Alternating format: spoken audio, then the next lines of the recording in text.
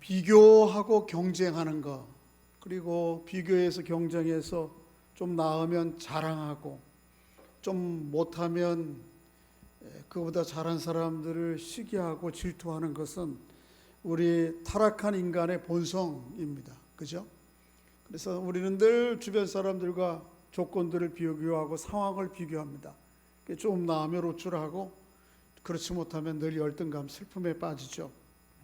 그런데 이런 본성을 잘 다루지 못하면 본인뿐만 아니고 비교하는 대상, 그리고 주변 공동체에 큰 슬픔과 고통을 안길 수가 있습니다. 그래서 우리의 마음 가운데 비교하고 경쟁하는 마음이 들게 되면 그 기울어진 마음들을 속히 바로잡아야 됩니다. 속히 바로잡지 않으면 그 비교하고 경쟁하는 마음들이 아주 속도를 더해 가서 아주 끔찍한 결과를 만들게 되는 것이죠. 이런 예들을 우리는 성경을 펴자마자 사건들을, 그런 예를 보여주는 사건을 경험할 수 있습니다. 여러분, 창세기 4장에 보면 아담과 하와 첫사람이 두 아들을 낳았죠. 가인과 누구죠? 아벨입니다. 두 사람이 하나님께서 주신 은사에 따라서 농사를 짓고 목축을 합니다. 그래서 가인은 농사하는 일이 자기의 일이었고, 동생은 목축을 하는 사람이었어요. 그들이 때가 되어서 이제 결실을 한 것을 가지고 하나님 앞에 제물을 드려서 예배하거든요. 경배합니다. 그런데 하나님께서 가인과 그의 제물을 받지 않으셨어요. 제물에 문제가 있는 건 아니에요. 성경의 표현에 의하면 암시받을 수 있지만은 가인과 그의 제사는 받지 않으시고 아벨과 그의 제사는 받으셨어요. 성경은 구체적으로 이유를 표현하고 있지 않지만 우리가 짐작할 수 있는 거죠. 그렇게 되면 왜 내 제사가 하나님께 연락이 되지 않았는지 그걸 생각해야 될 텐데, 가인은 그러지 않고 아벨과의 자기를 비교하기 시작했습니다. 그리고는 결국은 나중에 어떻게 하죠? 아벨을 들로 유인해서 죽이게 되죠. 물론 그렇게 하기 전에 하나님께서 먼저 경고해 주세요. 가인아, 죄가 너를 원하지만 너는 그 죄를 다스리라. 죄가 불릴 때 일어나요. 그런데 그것을, 죄가 네 마음을 지배하려고 하지만 너 그걸 잘 통제하고 다스리라. 그렇지만은 가인은 이 하나님의 음성에 귀를 기울이지 않아요. 그리고 오로지 자기를 형제와의 비교에서 오는 이 감정 상함, 분노에 자기를 맡기고 결국은 그 길로 동생을 들로 유인해서 살인하는 일까지 벌어지죠. 본인에게도 큰 치명적인 고통과, 물론 죽은 아벨은 말할 것도 없겠죠. 뿐만 아니고 어떻습니까? 그의 가정에 씻을 수 없는 고통과 슬픔을 안기게 되는 것이죠. 그래서 우리가 이렇게 다른 사람들과 비교하고 경쟁하는 거, 거기에서 오는 자랑에 빠지는 거, 아니면은 열등감에 빠지는 것은 본인과 뿐만 아니고 주변 사람들의 큰 고통을 안길 수 있습니다. 오늘 성경 본문이 그런 배경을 하고 있습니다. 이게 오른쪽에 있는, 화면이 안 나오게 할 수는 없나요? 이렇게 또 꺼졌다 켰다를 반복하거든요. 오른쪽 스크린에. 고린도 교회가 그렇게 다른 것 가지고 비교하고 경쟁한 게 아니고 하나님 주신 성령의 은사 가지고 계속 비교하고 경쟁합니다. 그것을 통해서 서로 갈등이 일어나고 또 때로는 분란이 일어나요. 우리가 고린도서 1장을 시작하면서 계속해서 분쟁의 문제가 있었잖아요. 근데 그 분쟁의 문제는 단지 오늘 본문만 아니고 고린도서에 계속 좀 반복되는 문제거든요. 하나님이 주신 선물, 성령의 은사를 가지고 그렇게 하고 있어요. 제가 끌까요, 그냥? 저기 여기 있는데 끄겠습니다. 고린도서에 보면 유독 반복되는 말 하나가 있어요. 그건 뭐냐면 자랑이라는 말이에요. 고린도 전후서에 자랑이라는 말이 40번이나 나와요. 지면으로 치면 4분의 3 정도가 되는 로마서에는 자랑이라는 말이 8번 나와요. 고린도 전후서와 합친 거하고 로마서하고 합쳐보면 로마서가 한 4분의 3 정도 되는데 거기에는 단 8번 나오는데 고린도서에는 자랑이라는 말이 40번이나 나와요. 그러니까 이게 이 자랑이 고린도 교회의 문제였다고 하는 걸 알 수가 있어요. 뭘 자랑하는 거예요? 그런데 물론 일반적인 삶의 조건들을 자랑하는 거 이것도 있었겠지만 고린도 교회의 문제는 성령이 주신 은사를 가지고 서로 자랑하는 거예요. 그리고 좋은 은사를 가지고 또 과시하고, 그렇지 못한 사람들은 그것에 대한 열등감을 느끼고, 그로 인해서 그렇지 사람들 사이에 갈등이 일어나고 결국은 나중엔 뭐가 일어나요? 분쟁을 하게 되는 일까지 벌어지는 거예요. 오늘 본문이 그런 내용을 다루고 있습니다. 바울이 오늘 그런 성령의 은사들, 선물로 주시는 은사들을 다루면서 이렇게 시작을 해요. 한번 좀 1절을 읽어볼까요? 1절, 12장 1절 시작.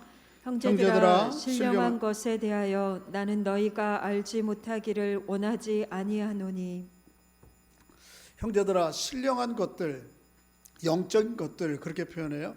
고린도 교회 성도들은 이 성령의 은사를 신령한 것, 영적이라고 그렇게 표현했는데, 이게 긍정적인 의미보다는 약간 부정적인 뉘앙스로 그렇게 쓰여진 거예요. 2절 한번 읽어보면 그 느낌을 알 수 있어요. 2절 읽어보겠습니다. 시작. 너희도 알거니와 너희가 이방인으로 있을 때에 말 못하는 우상에게로 끄는 그대로 끌려갔느니라. 그들이 신령한 것을 경험한, 영적인 것을 경험한 것을 2절에는 약간 부정적으로 쓰고 있어요.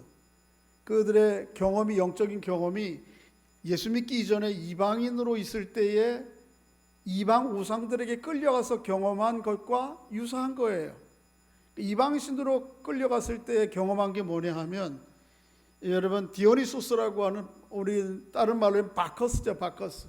디오니소스, 바커스가 뭐죠? 술의 신이거든요. 술 먹으면 약간 황홀하잖아요. 그런 황홀경에 빠져요. 그런 것을 엑스타시라고 그러는데, 이렇게 마치 성령의 은사를 받은 것을 이 예수 믿기 이전에 이방인으로 있을 때 경험했던 그런 황홀경의 엑스타시의 경험에 유사하게 착각을 하는 거예요.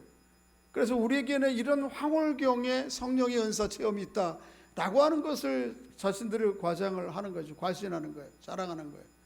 근데 그런 경험이 없는 사람들 어때요? 그러면 나는 성령 못 받은 사람인가? 이렇게 생각하기 쉽잖아요. 그런 문제들이 고린도 교회에 있던 거죠. 근데 바울은 1절에서 신령한 것들, 영적인 것들을 그렇게 고린도 교회 성도들이 호칭하고 부르고 인식했던 것들을 이후에 12장 전체, 그리고 나중에 14장까지 가보면 일부러 의도를, 말을, 용어를 바꿔요. 뭐라고 바꾸냐? 은사라고 바꿔요. 은사.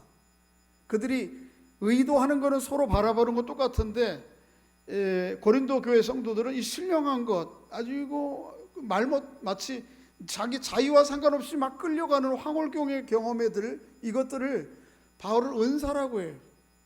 이 은사는 뭐예요? 카리스마라고 하는 건데, 카리스마 톤이라고 하는 건 뭐냐 하면, 이 은사들은 자격이 없는 사람에게 대가 없이 주는, 선물로 주는 걸 은사라고 그래요. 근데 마치 고린도 교회 성도들은 이런 신령한 경험들을 자기의 어떤 노력과 수고와 애씀으로 말미암아 얻은 것처럼 그렇게 생각되는데, 바울은 그게 아니다. 성령은 하나님께 주시는 성령의 은사다, 선물이다, 그렇게 얘기를 해요. 그렇게 함으로 이 성령의 은사의 문제에 대해서 어떤 자세를 가지고 접근해야 될지를 아주 출발부터 명시하고 있어요. 물론 암시적으로 하는 말이지만요. 여러분, 성령의 은사들에 대해서 본격적으로 우리가 좀 살펴보기 전에, 바울은 이 성령의 분명한 임재가 무엇인지를 먼저 3절에서 선언하고 있습니다. 한번 3절을 한번 읽어보면 이렇게 기록하고 있습니다. 읽어보겠습니다. 시작. 그러므로 내가 너희에게 알리노니 하나님의 영으로 말하는 자는 누구든지 예수를 저주할 자라 하지 아니하고, 또 성령으로 아니하고는 누구든지 예수를 주시라 할 수 없느니라. 어떤 사람에게 성령이 임재하고 내주하고, 어떤 사람에게 성령의 은사를 주신 분명한 표징, 증표가 뭐냐 하면, 예수를 뭐라고 고백하게 하는 거죠? 주라고 고백하게 하는 거예요. 여러 가지 많은 환상적인 경험, 엑스타시적인 경험, 황홀경, 그거는 나중에 문제고, 그게 있든 없든 상관없이 예수를 주라고 고백할 수 있는 것 자체가 성령께서 우리 안에 오셔서 일하심의 결과라는 것이죠. 그렇죠? 예수를 주시라고 하는 고백은 이게 쉬운 고백이 아니에요. 한 번은 예수님께서 제자들과 함께 가이사라 빌립보에서 계실 때 물으셨죠. 사람들이 나를 누구라 하느냐? 그러니까 대답합니다. 사람들이 예수님을 세례 요한이, 죽었던 세례 요한이 다시 살아난 것이다고, 엘리야가 다시 이 시대에 나타난 거라고요. 아니면 예레미야나 그와 같은 선지자들이 우리에게 등장한 것이 아닌가, 그렇게 얘기했다고 대답해요. 예수님께서 물었어요. 그럼 너희는 나를 누구라 하느냐? 베드로가 아주 적절한 대답을 하죠. 주는 그리스도시요 살아계신 하나님의 아들이십니다. 그렇게 고백해요. 그럴 때 예수님께서 뭐라고 그러냐면 이렇게 말씀하세요. 바요나 시몬아, 내게 복이 있도다. 이를 내게 알게 한 이는 혈육이 아니요 하늘에 계신 내 아버지시니라. 예수를 주라고 고백하는 것은 혈육이 사람이 가르쳐 준 게 아니에요. 예수를 주로 고백하게 되는 것은 우리가 성경을 문자적으로 학문적으로 터득해서 알게 되는 게 아니에요. 예수를 주라고 고백하게 되는 것은 우리의 어떤 삶의 내적인 성찰을 통해서 그렇게 고백에 이르게 되는 것이 아니에요.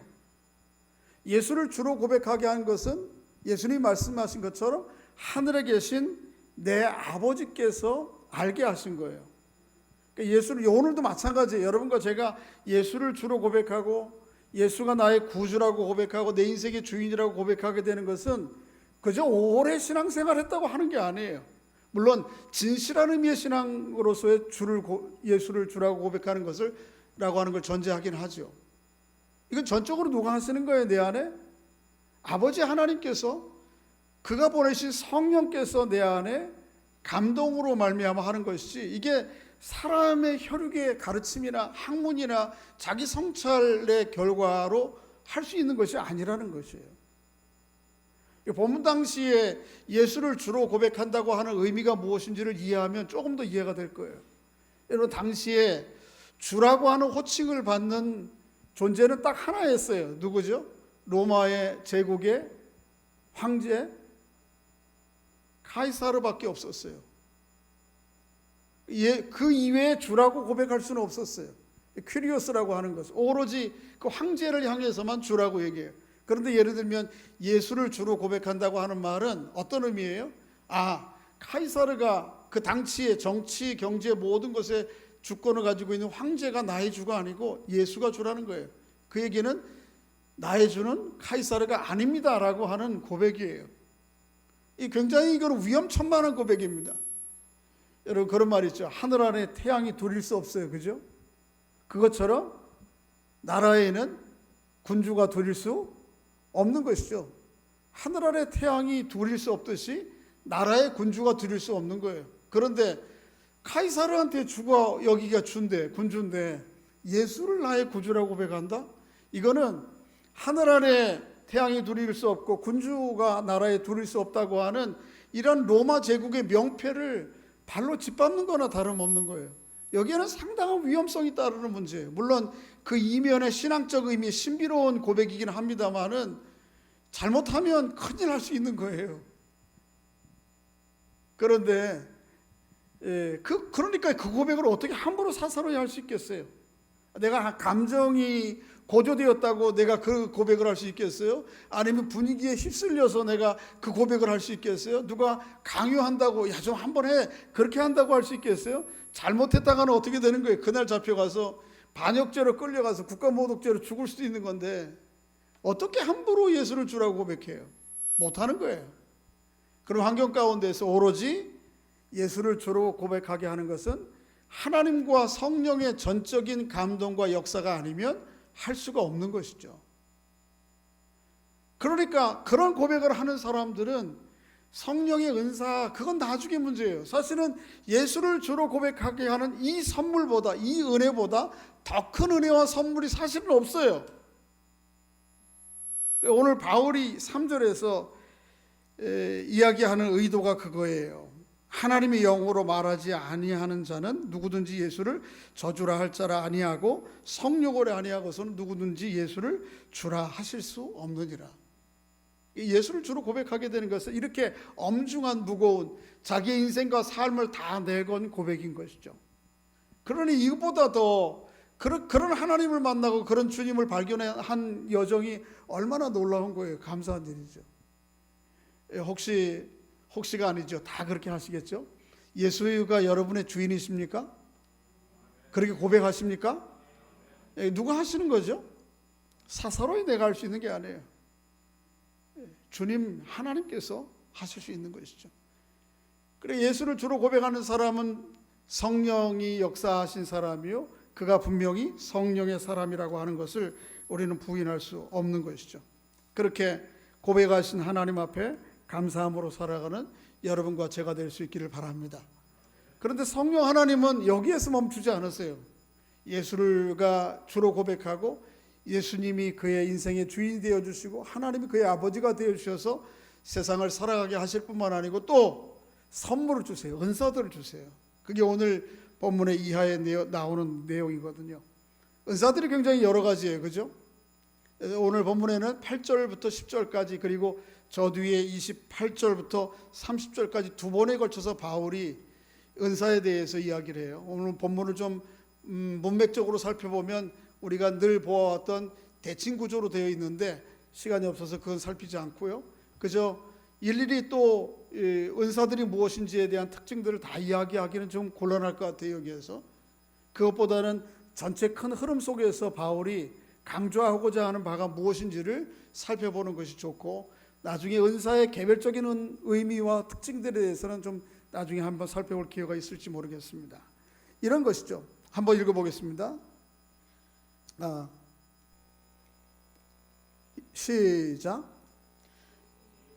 읽으면 안 되겠죠. 제가 8절부터 10절까지 요약을 하면 이 은사가 지혜의 말씀, 지식의 말씀, 믿음, 치유, 능력, 예언, 영분별, 방언, 통역 이런 것들이 있어요. 그런가 하면 또 뒤에 28절부터 30절에도 조금 유사하긴 한데 조금은 달라요. 지혜와 지식의 은사를 담당하는 직분이 언급되고 있어요. 사도, 선지자, 교사.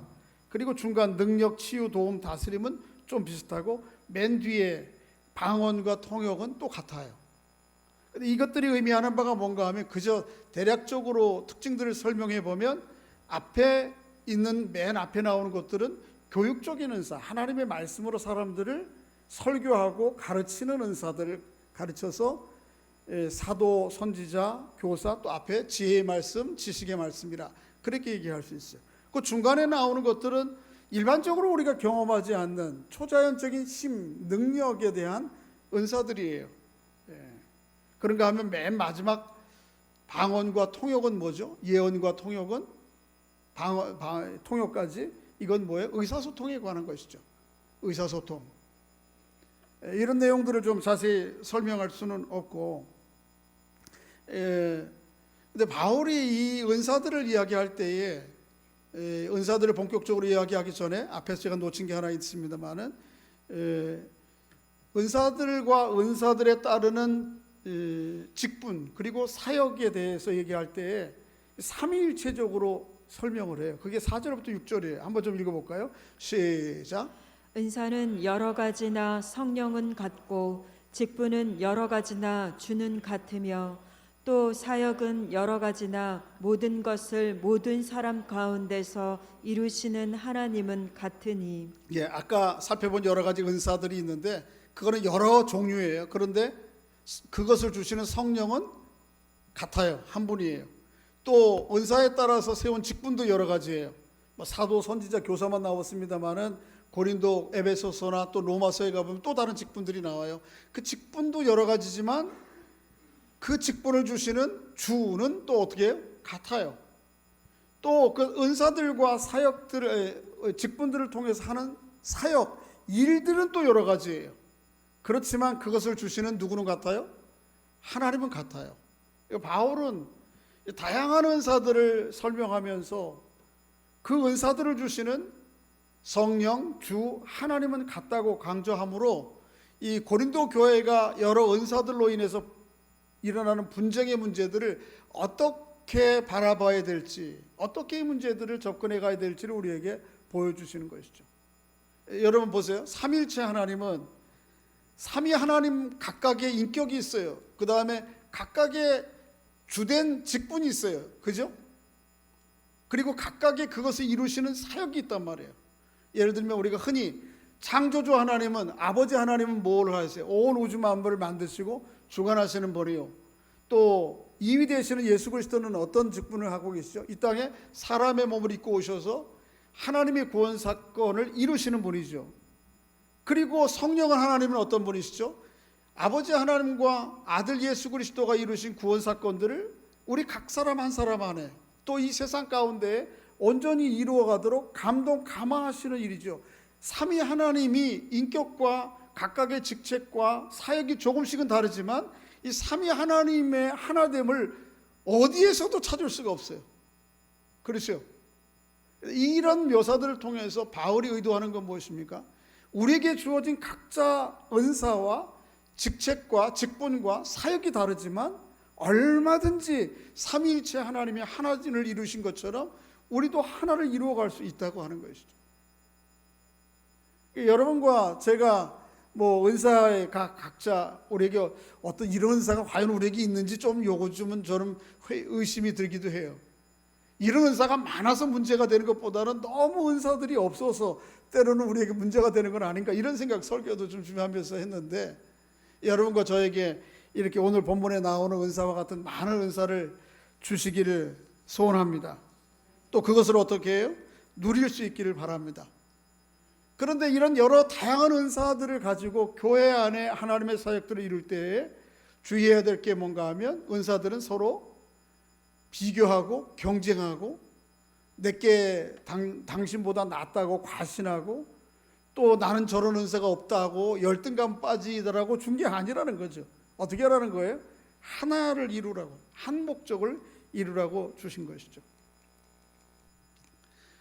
그래서 바울은 그 의미들을 12절 말씀부터 저 뒤에 27절까지 이 몸과 몸에 달린 여러 지체라고 하는 그림 언어를 통해서 설명합니다.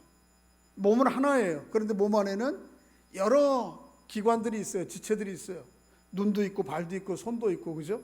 그런데 이 몸 안에 여러 지체가 있지만, 그래서 각자 붙어있는 위치가 다르고 하는 역할이 다르지만 한 몸으로서 전혀 다투지 않고 유기적인 연합과 조화를 통해서 몸의 기능들을 제대로 감당하게 하는 것처럼 성령의 은사도 우리 안에서 얼마든지 그렇게 할 수 있다고 설명을 하고 있어요. 이 몸과 몸에 달린 지체들의 비유, 상징을 통해서 묘사하고 있는 것이죠. 한번 12절 읽어볼까요? 시작. 몸은 하나인데 많은 지체가 있고 몸의 지체가 많으나 한 몸인과 같이 그리스도도 그러하니라. 네, 뭐 우리 몸 안에 이 지체들이 얼마나 될지는 모르겠어요. 누가 좀 아시는 분이 계시나요? 숫자 몇 개가 되는지? 뭐 세포 하나하나를 지체라고 하면 뭐 수없이 많을 거고요. 그래도 눈에 보이는 물리적인 영역 안에서 지체라고 하면 뭐 그래도 셀 수 있겠죠. 그런데 여러 지체가 있지만, 그리고 달린 위치가 다르고 역할이 다 다르지만 한 몸으로서의 기능하는 데 있어서는 전혀 불편함을 못 느끼고 보조화를 느끼지 않아요. 그런 것처럼 성령의 은사도 우리에게 여러 가지 다양하지만 하나 된 몸, 그리스도의 몸을 이루어서 사역을 감당할 수 있다고 하는 것이죠. 혹 고린도 교회 성도들이 은사들을 가지고 다투는 문제들을 이렇게 설명할 수 있어요. 한번 읽어보겠습니다. 시작. 눈이 손더러 내가 너를 쓸 데가 없다 하거나 또 한 머리가 발더러 내가 너를 쓸 데가 없다 하지 못하리라. 그럴 수 없죠. 눈이 뭐 손 보고 또 머리가 발 보고 쓸데없다. 그런데 이런 말들을 통해서 고린도 교회가 어떤 상황이 있다고 하는 걸 알 수 있어요? 이런 일을 하고 있다는 거예요. 눈처럼 아주 하나님의 영적인 은사들을 밝히 본다고 자신하는 사람들이 보지 못하는 사람들을 과시하고 무시하는 거예요. 업신여기는 거예요. 자기는 머리라고, 교회 안에 리더십 있죠. 다스리는 은사. 장로인데, 목사인데, 권사인데, 뭐 이 직분 가지고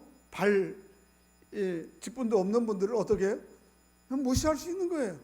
그런 일들이 고린도 교회에 있는 거죠. 근데 사실은 그래서는 안 되는 거죠. 어쩔 수 없이 몸은 같이 붙어 있어요. 그래서 머리가 아프면 온몸이 아프고요. 손가락이 아파도 온몸이 어떡하죠? 몸살을 앓죠. 그죠? 요즘은 그런 일이 잘 없는 것 같은데 손가락 아름하는 거 있잖아요. 그거 하면 다 온몸이 아파요. 제가 한 몇 달 전에 여기 손톱과 손톱 사이에 뭐가 이렇게 뾰족하게 튀어나왔어요. 그래서 그거를 그저 답답해서 손가락으로 탁 띄었어요. 잡아떼었어요. 근데 피가 나요. 그런데 그게 좀 시간이 지나니까 여기 염증이 생겨가지고 뚱뚱 부었어요. 어쩔 수 없이 옆에 병원에 갔더니 째가지고 거기에 염증들을 다 빼려고 붕붕 감아놨어. 그런데 이 염증을 짜는 의사가 얼마나 무식하게 하는지 아마 그렇게 해야 되는가 봐요. 죄송해요, 의사 선생님들은. 그렇게 무식하게 해야 제대로 염증이 빠지는가 봐요. 그거를 메스로다가 칼집을 내고 하는 막 두 손으로다가 그냥 누르는데 이 손가락만 아픈 게 아니고 뒤에 목덜미까지 아주 그냥 그래서 아주 자지러지게 소리를 치면서 제가 여러분 손가락 하나 끝에 조그만 거 하나 띄어냈다고 온몸이 고통을 겪는 거죠. 우리 몸이 그런 것처럼 성령의 은사가 그런 거예요. 성도들 간의 관계가 그런 것이죠. 그래서 바울은 뒤에 보면 한 번 더 읽어보면 26절에 이렇게 얘기하고 있습니다. 시작. 만일 한 지체가 고통을 받으면 모든 지체가 함께 고통을 받고 한 지체가 영광을 얻으면 모든 지체가 함께 즐거워. 하느니라 그런 거죠. 아주 몸의 한 작은 부분이 고통을 받으면 사실은 온 몸이 또 몸의 한 부분이 영광을 얻으면 어떻습니까? 온 몸이 영광을 얻는 거죠. 축구 선수 요즘 축구를 잘 못하네. 손흥민이 볼을 차가지고 10게임에서 10골을 넣었다 그러는데 그죠? 그래서 지금 유럽의 최고의 8월달 선수로 뽑히기도 했는데 그러면 사람들이 야 손흥민 발 대단하다 발만 쳐다보나요? 아니죠. 누구를 쳐다보죠? 손흥민이라고 하는 선수를 쳐다보죠. 교회가 마찬가지예요. 이 고통도 어떠한 엄밀한 의미에서 교회의 고통은 성도 개개인의 고통일 수가 없는 거예요. 그의 고통은 교회 전체의 고통이요 그리스도의 고통인 것이죠. 우리 안에 영광스러운 좋은 일들이 많은데 우리 김 장로님 어제 지난 주간 중에 한중 수교를 아주 배후에서 역할을 하신 협회가 만들어진 20년 기념식을 했는데 그 장로님의 영광이 뿐만 아니고 교회의 영광이죠. 그래서 우리 개별의 영광과 개별의 고통은 성도들의 개별의 영광과 고통으로 끝나지 않아요. 교회의 영광과 고통이에요. 그것은 더 나아가서 그리스도의 영광과 고통이기도 한 것이죠. 그렇게 여러분과 제가 그 사람이 어떤 은사를 받았든 어떤 삶의 조건에 있든 상관없이 한 사람 한 사람 어쩌면은 우리들 가운데에는 어떤 사람은 머리와 같이 주목받는 사람이 있는가 하면 어떤 사람은 진짜 손가락 끝에 튀어나온 그런 것처럼 주목받지 못하는 사람이 있을지 모르지만 그러나 어느 한 사람 누구도 예외 없이 소중하다. 그리스도의 몸을 이룬 지체로서 그런 마음으로 서로를 바라보고 대하는 여러분과 제가 될 수 있기를 주의 이름으로 소원합니다. 그렇게 더 긴밀히 연결되어 가는 은총이 있기를 바랍니다. 마지막으로 살펴볼 것은 하나님께서 이렇게 우리에게 성령의 은사들을 주신 궁극적인 목적이 무엇이냐 하는 것입니다. 물론 성령을 주신 1차적인 목적은 성령을 받은 사람들에게 유익이 되고 영광이 되겠죠. 그죠? 여러 선물을 받으면 그렇지 않습니까? 그런데 이 성령의 은사는 선물은 그 성령의 은사를 받은 사람에게만 멈추지 않습니다. 이 성령의 은사를 주신 목적은 궁극적으로 교회 공동체 전체의 유익을 위하여 주신 것입니다. 오늘 한번 7절 읽어보겠습니다. 7절 시작. 각 사람에게 성령을 나타내심은 유익하게 하려 하심이라. 각 사람에게 성령을 나타내 주심은 유익하게. 누굴 유익하게? 물론 여기 앞에 형용사가 없지만 본인을 유익하게 하는 것뿐만 아니고 누구를 유익하게? 교회를 유익하게. 보세요. 바울이 다음 주에 살펴볼 사랑이라고 하는 이 모든 은사들을 가장 효과적으로 수행할 수 있는 방법이 사랑이에요. 다음 주에 이걸 살펴보겠는데 이 사랑을 가운데 두고 13장에 두고 12장에서는 오늘 성령의 은사 전반에 대해서 얘기를 하고 있고요. 그 다음 주에 살펴볼 14장에는 성령의 은사 가운데에서 방언과 예언에 대해서 특별히 얘기해요. 그러니까 고린도 교회가 예언과 방언의 문제로 인해서 어려움을 겪고 있다고 하는 것을 우리가 알 수 있어요. 그런데 그 은사의 문제에 대해서 14장에서 다 나중에 살펴볼 그 은사를 이야기하면서 바울이 거듭거듭 강조하는 게 있어요. 그건 뭔가 하면 하나님께서 은사들을 주신 이유는 그 받은 사람의 유익을 위해 준 것이 아니고 누구를 위해서 주라고요? 교회에 덕을 끼치기 위해서 주신 것이라고. 한번 읽어보겠습니다. 14장 4절 5절 시작.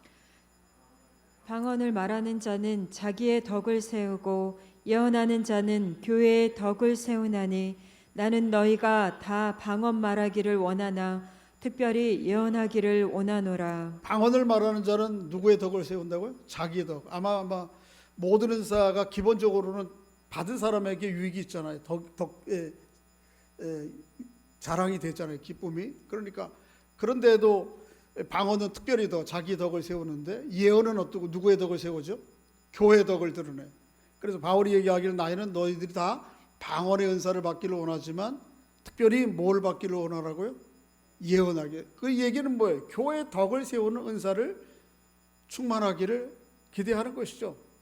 또 뒤에 14장 12절에도 시작.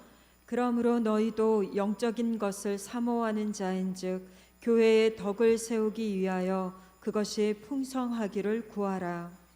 성령의 은사들은 다 궁극적인 목적지가 어디예요? 교회의 덕을 세우는 것입니다. 물론 모든 선물을 받은 사람의 기쁨이 돼요. 유익이 있어요. 그러나 거기에 멈춘다면 성령의 은사를 주신 하나님의 목적을 이루지 못하는 것입니다. 그래서 모든 은사들은 궁극적으로 교회의 덕을 세우기 위해서, 또 에베소서에 있는 말씀에 보면 그리스도의 몸을 세우기 위해서 그런 표현이 있어요. 에베소서에도 성령의 은사들에 대해서 쭉, 또 은사에 따른 직분자들이 있음을 4장에서 쭉 열거한 다음에 바울은 그렇게 얘기해요. 그리스도의 몸을 세우기 위해서 이 은사들을 주시고 이 직분들을 주신 것이다. 이게 궁극적인 목적인 것이죠. 어떻게 하면 우리가 이 은사들을 통해서 하나님의 교회의 덕을 세우고 그리스도의 몸을 세울 수 있을까요? 뭐 여러 가지 방법이 있겠지만 오늘 본문 안에서 찾을 수 있어요. 22절부터 24절까지인데 앞에 있습니다. 한번 좀 읽어보겠습니다. 시작. 그뿐 아니라 더 약하게 보이는 몸의 지체가 도리어 요긴하고 우리가 몸에 덜 귀히 여기는 그것들을 더욱 귀한 것들로 입혀주며 우리의 아름답지 못한 지체는 더욱 아름다운 것을 얻느니라. 그런즉 우리의 아름다운 지체는 그럴 필요가 없느니라. 오직 하나님이 몸을 고르게 하여 부족한 지체에게 귀중함을 더하사 우리에게 주신 하나님의 성령의 은사들, 또 뭐 사실은 성령의 은사들만 아니고 일반적으로 주신 은사들에 대해서도 동일한 자세와 태도를 가져야 되겠죠. 그걸 가지고 어떻게 교회의 덕을 드러냅니까? 그 원리가 오늘 22절부터 24절이에요. 어떻게 하죠? 약하게 보이는 몸의 지체들을 우습게 생각하지 않는 것입니다. 요긴하게 생각하는 거예요. 또 우리들 가운데 보면 덜 귀하게 보이는 그런 지체들도 있잖아요. 그런 사람들도 더 귀한 것으로 입혀주고, 또 어떻게 보면 덜 아름다워 보이는 그런 모습들도 있잖아요. 그런 사람들을 어떻게 더 아름다운 것으로 여겨주고, 그렇게 함으로 인해서 이 부족한 것을 없는 부족한 지체들에게 귀중함을 더하는 일들을 통해서 교회의 덕을 드러내요. 각자가 가지고 있는 것 자랑하고 과시함을 통해서가 아니고 각자가 가지고 있는 능력이 있는 것, 남들이 갖지 못한 것 가지고 그렇지 못한 사람들을 어떻게 섬기고 도움을 통해서 이 그리스도의 몸을 세우고 교회의 덕을 세울 수 있다고 하는 것이죠. 설교를 준비하다 보니까 심하게 신학자라고 하는 몰트만이라고 하는 분이 이런 글을 써놓았어요. 우리 교회 안에 때로는 이런저런 좀 부족해 보이는, 아니면 때로는 문제거리 같이 여겨지는 사람들이 종종 있고요. 너무 많은 고통과 아픔 때문에 씨름하는, 그래서 좀 차라리 그런 생각이 드는 사람들을 우습게 생각하면 안 되고, 그런 사람들은 하나님께서 우리에게 복음의 본질을 드러내기 위해서 보내신 하나님의 선물이라 그렇게 얘기를 해요. 한번 좀 읽어보면 말 그대로 한번 좀 읽어보겠습니다. 시작. 교회가 복음의 본질을 따라 살고 이를 가르치기 위해서는 무능력, 결핍 혹은 고통의 경험을 간직한 그리스도인 신자가 필요하다. 더 약하고 내세울 것이 없는 지체들은 다른 이들에게 복음의 본질인 사랑과 인내를 신천할 수 있는 구체적인 기회들을 제공한다. 우리들 중에는 무능력 여러 면에서 받은 은사가 별로 많지 않아요. 받은 선물이 별로 많지 않아. 그래서 늘 무능력하다 그러고 나 부족하다 뭐 없다 이렇게 얇은 수 있는, 또 삶의 고통이 이런저런 고통이 너무 경험들이 커요. 주변에서 좀 도와주지 않고 함께 해주지 않으면 도저히 설 수 없는 그런 지체들이 있는데, 이런 신자들이 교회에 반드시 필요하다는 거예요. 왜 그렇습니까?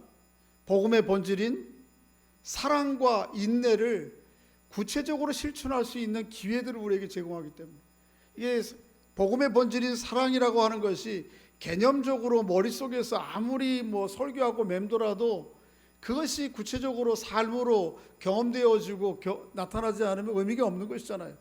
그런데 실제적인 그런 환경, 주변에 그런 사람들이 없으면 그런 거를 경험할 기회들이 우리에게 없어요. 그래서 때로는 우리 안에 문제거리 있는 사람들이 있는 게 우리에게 꼭 필요한 거예요. 연약한 사람이 우리에게 꼭 필요한 거예요. 왜요? 그 연약하고 문제거리 있는 사람들을 교회가 안고 씨름하면서 또 그럼에도 불구하고 사랑하면서, 그럼에도 불구하고 인내하면서 씨름하는 것이 이게 복음의 본질이 실제적으로 드러나는 기회들을 우리에게 제공하기 때문에 그런 것이죠. 그렇게 우리는 하나님께 주신 은사와 능력들을 가지고 그렇지 못한 사람들을 섬김을 통해서 비로소 우리는 어떻게 할 수 있어요? 교회의 덕을 드러낼 수 있는 것이죠. 그리스도의 몸을 세워갈 수 있는 것이죠. 여러분과 제가 그런 하나님의 사람들 될 수 있기를 주의 이름으로 소원합니다. 예수님께서 누가복음 22장에 보면 제자들에게 물으시죠. 너희 중에 큰 자는 젊은 자와 같고 다스리는 자는 섬기는 자와 같을지니라. 앉아서 먹는 자가 크냐 아니면 서서 먹는 자가 크냐. 앉아서 먹는 자가 아니냐. 그러나 나는 너희 중에 섬기는 자로서 있다. 서 있는 자리에 있다는 것이죠. 교회가 교회의 덕을 드러내려면 어떻게 해야 되죠? 주님과 함께 많이 서 있어야 돼요. 많이 서 있으려고 힘써야 돼요. 앉아서 가져와 이러는 사람들은 교회 별로 없고, 어떻게 다 서서 서성이는 사람들이 많은 것이 이 교회의 덕을 드러낼 수 있어요. 그래서 자기에게 주신 은사가 크든 적든 아름답든 그렇지 못하든 귀하게 보이든 그렇지 못하든 그 모든 것을 가지고 하나님의 몸된 교회를 세우기 위해 힘쓰고, 오히려 많은 은사를, 능력을, 또 더 아름다운 것을, 귀한 것을 받은 사람들은 그렇지 못한 사람들을 어떻게 함으로요? 섬김으로 교회의 덕을 드러내고 그리스도의 몸을 세워가는 거죠. 그게 오늘 성령의 은사를 받은 교회가 가야 될 길인 것이죠. 저는 우리에게 너무 은사가 많아서 문제거리는 아닌 것 같아요. 제가 볼 때 요즘은 오히려 너무 은사들을 사모하지 않는 것이 문제가 아닌가 그런 생각이 드는데, 그럼에도 불구하고 우리 안에 성령의 은사, 또 사실은 성령의 은사만이 아니고 일반적인 은사죠. 일반적인 은사, 성령의 은사 말고 사람이기 때문에 하나님이 주신 여러 가지 은사들이 있습니다. 건강도 그렇고요. 아무리 좋은 거 많이 먹는다고 해서 수백 년 사는 거 아니고, 또 그런 거 돈 없어서 못 먹는다고 그저 김치하고 밥 먹는다고 해서 또 금방 그렇게 단명하는 것도 아니에요. 하나님께서 건강 수명도 주시는 은사죠.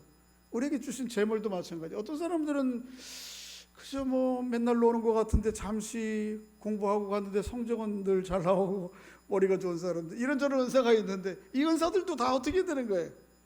이 은사들을 통해서 함께 살아가는 그렇지 못한 사람들을 섬기고 돕는 일들을 위해 사용해야 되는 것이죠. 그것이 하나님께서 우리에게 은사를 주신 궁극적인 이유와 목적인 것이죠. 그렇게 하나님이 주신 성령의 은사, 일반적인 은사들을 주신 분의 의도에 따라 아름답게 선영함으로 교회의 덕을 세우고 그리스도의 몸을 세우고 이 땅을 좀 사람 사는 것 같은, 사람 살만한 세상으로 좀 만들어가는 여러분과 제가 될 수 있기를 주의 이름으로 소원합니다. 영으로 먼저 찾아와 주셔서 하나님이 어떤 분인 줄 알고 예수를 주로 고백할 수 있는 믿음의 은총을 베풀어 주신 것 감사합니다.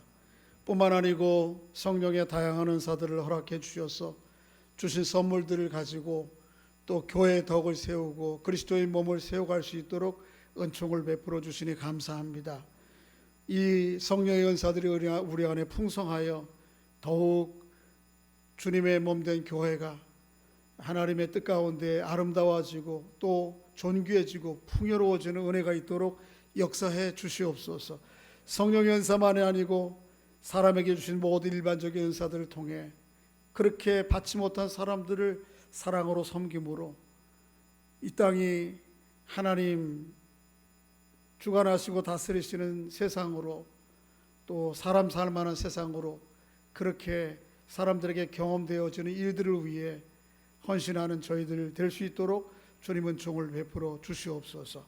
감사하며 예수님의 이름으로 기도하옵나이다. 아멘.